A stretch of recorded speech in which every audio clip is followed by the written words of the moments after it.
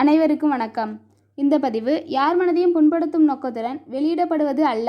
மாறாக உண்மையை உணர வேண்டும், புரிய வேண்டும், நடப்பதை அறிய வேண்டும், எதிர்காலம் எப்படி இருக்கும் என்பதை உங்களுக்கு உணர்த்த வேண்டும் என்பதற்காக இந்த பதிவு. மாண்புமிகு தமிழ்நாடு முதலமைச்சர் திரு சி. ஜோசப் விஜய் அவர்கள் முதலமைச்சராக பொறுப்பேற்பதற்கு முன்பு அனைவரும் இவர் ஆட்சி அமைப்பதற்கு சரியான ஆள் கிடையாது, இவருக்கு நடிக்கத்தான் தெரியும்னு சொன்னாங்க. ஆனாலும் முழு நம்பிக்கை வைத்து உணர்ந்தவர்கள், புரிந்தவர்கள் பலர் வாக்களித்து வெற்றி பெறவும் செய்தார்கள். உலக சாதனையும் செஞ்சிருக்காங்க. இந்த நிலையில மாற்று கட்சியில் இருப்பவர்கள் எல்லோரும் இனிமேல் தமிழக வெற்றி கழகம் தவிர வேறு கட்சிகள் இருக்காது என்பதையும், மாண்புமிகு திரு சி. ஜோசப் விஜய் அவர்களுடைய ஆட்சிதான் இருக்கும் என்பதையும் முழுமையாக நம்புறாங்க. தொடக்கமே அதிரடியாக இருக்கிறது. இன்னும் பல செயல்பாடுகளை செய்வதற்காக அனைத்து துறைகளிலும் ஆய்வு மேற்கொள்ளப்பட்டு வருகிறது. எல்லாம் தலைகீழ் மாற்றம் ஏற்பட போகிறது என்பதை உணர்ந்து அதிகாரிகள் பல மாற்றங்களை ஏற்படுத்துகிறார்கள். அரசின் திட்டங்களிலும் செயல்பாடுகளிலும் கொள்கைகளிலும் நிறைய மாறுபாட்டினை செய்து மாற்றம் ஏற்படுவது உறுதி என்பதை அறிந்தவர்கள், மாற்று கட்சியில் உள்ளவர்கள், குறிப்பாக அனைத்து இந்திய அண்ணா திராவிட முன்னேற்ற கழகத்தினர் எல்லோரும் தமிழக வெற்றி கழகத்தில் இணைந்து கொண்டிருக்கிறார்கள். மாண்புமிகு முதல்வர் அப்பவே சொல்லியிருந்தார், இனிமேல் 2 பேருக்கு மட்டும்தான் போட்டி, ஒன்று டிவிகே, இன்னொன்று டிஎம்கே.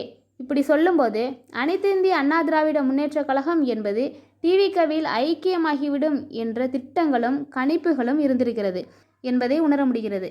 அஇஅதிமுகவில் இருந்த பெரும்பாலான முன்னாள் மற்றும் இன்னாள் அமைச்சர்கள், சட்டமன்ற உறுப்பினர்கள் கூட தன் பதவியை ராஜினாமா செய்துவிட்டு தாவேகாவில் இணைந்து விட்டார்கள். நிறைய பேர் சொல்லலாம், பெட்டி வாங்கி கொண்டார்கள், சோபா வந்தது அப்படின்னு. ஆனால் நான் ஒன்று சொல்ல கடமைப்பட்டிருக்கேன். நேர்மையான ஆட்சி கொடுப்பவர்கள் எப்படி பெட்டி கொடுப்பார்கள்? யோசிச்சு பாருங்க. அவர்களுக்கு அந்த தேவையும் இல்லை. ஆலோசனை வழங்கக்கூட அவ்வளோ பேர் இருக்காங்க. நேர்மையான ஒரு ஆட்சியை நடத்துவதற்கு ஏற்கனவே திட்டங்கள் எல்லாம் வகுக்கப்பட்டிருக்கிறது. அதை செயல்படுத்துவதற்கும் அதற்கான நிதி ஆராயப்பட்டு வருகிறது. நாம் ஏற்கனவே சொன்ன மாதிரி தாங்க, 40% கமிஷனை ஒழிக்கப்பட்டாலே நிதி முழுவதுமாக கிடைச்சிடும். ஆமாம், நான் ஒன்று கேட்குறேன். தற்பொழுது இருக்கக்கூடிய இந்த ஆட்சியை திராவிட முன்னேற்ற கழகம் மற்றும் பலர் குற்றம் சொல்லிகிட்டே இருக்கீங்களே, இப்போது சாட்டை எடுத்திருக்கக்கூடிய மாண்புமிகு முதலமைச்சர் விஜய் அவர்களின் செயல்பாடுகளை உங்களால் செய்ய முடிஞ்சதா? ஏன் அதை நீங்கள் செய்யலை? இதை தானே அரசு எதிர்பார்த்துட்டு இருந்துச்சு. 50 வருஷங்க மோசமான ஒரு ஆட்சி நடந்திருக்கு. 50 வருஷம் எல்லாம் ஊழல், ஊழலுக்கு உடந்தை, அதிகாரிகள் அதைவிட பெரிய ஊழல், அமைச்சர்களிலிருந்து அடிமட்டம் வரை எல்லாம் ஊழல் செஞ்சு வாழ்ந்திருக்காங்க. யோசிச்சு பார்க்கணும். ஒரு மாறுதல் செய்ய வந்திருக்காங்கன்னா நீங்கள் அவர்களுக்கு வழிவிடணும். மாற்றம் செய்வது என்பது எவ்வளவு பெரிய சிரமம். இதையெல்லாம் யோசித்து ஒரு நல்ல ஆட்சி நடத்துகிறாங்கன்னா அவங்களுக்கு வழிவிடணுமே தவிர 1000 குற்றம் சொல்வது அப்படிங்கிறது முறையில்லை. அவர்கள் ஒன்றும் சுருட்டி கொள்ள ஆட்சி செய்யலை. நேர்மையான ஆட்சி செய்ய நிறைய மாற்றங்களை செய்வது ஒன்றும் அவருக்காக அல்ல, நாட்டின் மக்களுக்காக. நீங்கள் ஆட்சியை இழந்துட்டீங்க. ஏன் ஆட்சியை இழந்தீங்கன்னு கொஞ்சம் கூட யோசிக்காமல், தன் தவறை திருத்தி கொள்ளாமல், பொறுமையாக இருந்து பார்க்காம சாட்டையை எடுத்து தற்பொழுது நேர்மையான ஆட்சியை கொண்டு வருவதற்காக பாடுபட்டு கொண்டிருப்பவர்களுக்கு துணையாகத்தான் இருக்கணும். அது யாராக இருந்தாலும் நல்லாட்சி செய்பவர்களுக்கு வழிவிட்டு, ஒருத்தர் நல்லாட்சி செய்தால் அது எந்த ஆட்சியாக இருந்தாலும் மீண்டும் கொண்டு வருவதற்கு தான் பார்க்கணும். அது போட்டியின்றி கூட நடக்கலாம். போட்டியின்றி சட்டமன்ற உறுப்பினர்கள் தேர்வு செய்யப்பட்டு தேர்தலே இல்லாமல் அத்தனை பேரும் ஒரு முதலமைச்சரை தேர்ந்தெடுக்கும் ஒரு காலம் வரும் எதிர்காலத்தில். ஏன்னா எல்லோருமே ஒரே பக்கம் வந்துடுவாங்க. அப்படி இருக்கும் போல் எதிர்காலத்தில் தமிழ்நாடு. புரிந்திருங்க, பொறுத்திருங்க.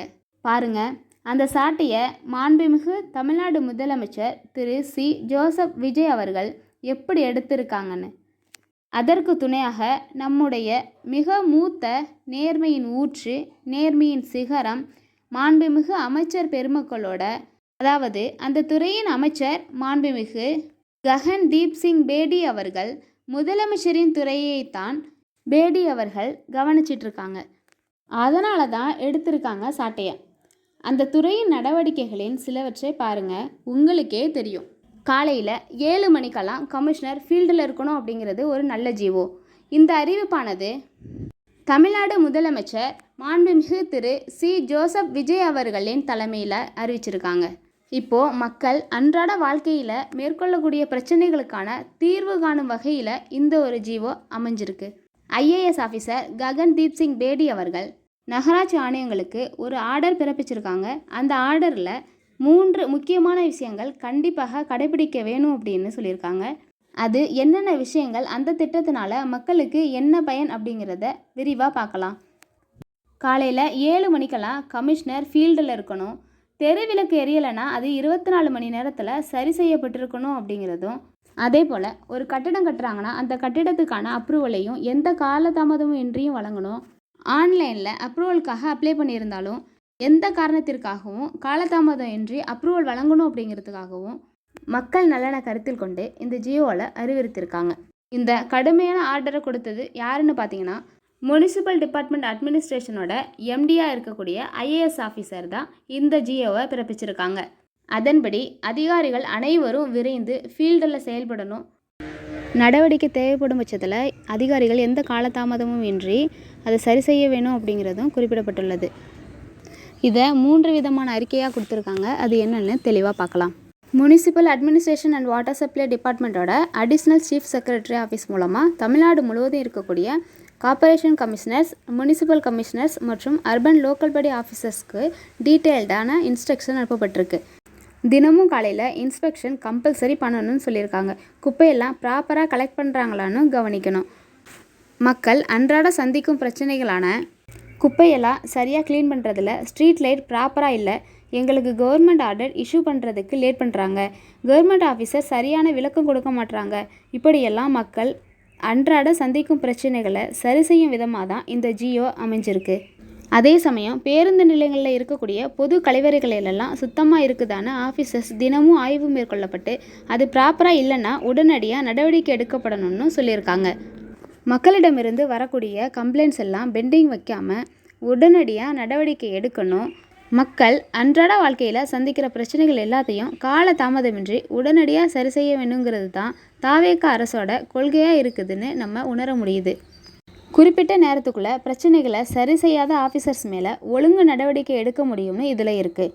அதே மாதிரி சாலை பணிகள் செய்யும் பொழுது குழி தோண்டி போட்டுட்டு அதில் எந்த பணியும் நடக்காமல் மக்களுக்கு இடையூறாக இருப்பதை நம்ம பார்த்ததுண்டு.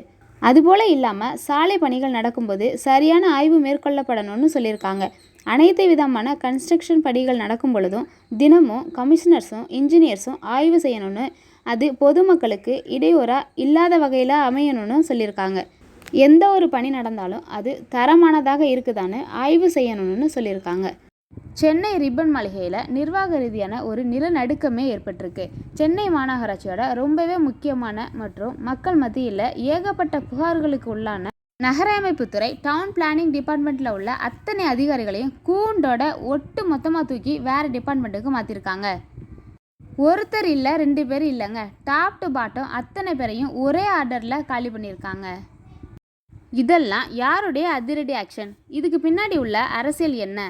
இதனால் சென்னை மக்களுக்கு என்ன நன்மை கிடைக்க போகுது அப்படிங்கிறதெல்லாம் தெளிவாக பார்க்கலாம்.